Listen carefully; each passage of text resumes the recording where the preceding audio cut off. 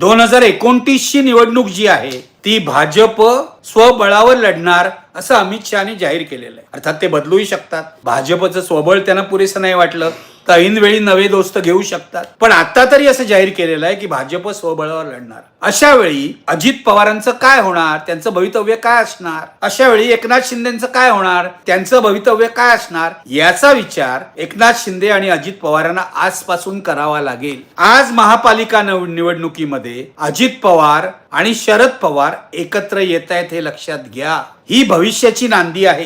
तुम्हाला भाजपच्या विरोधात आपापल्या बालेकिल्ल्यांमध्ये उभं राहायचं असेल तर वेगवेगळे अलायन्सेस करावे लागणार, वेगवेगळ्या आघाड्या युत्या कराव्या लागणार.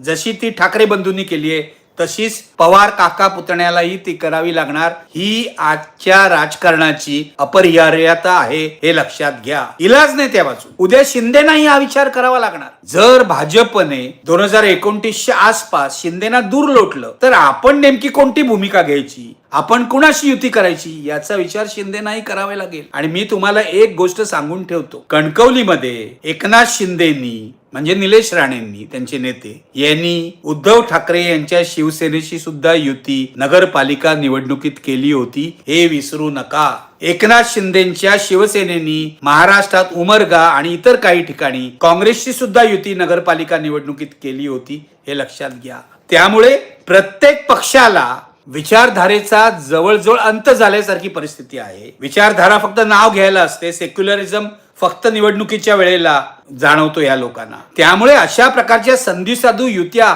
या महाराष्ट्राच्या राजकारणात पुढेही होत राहणार.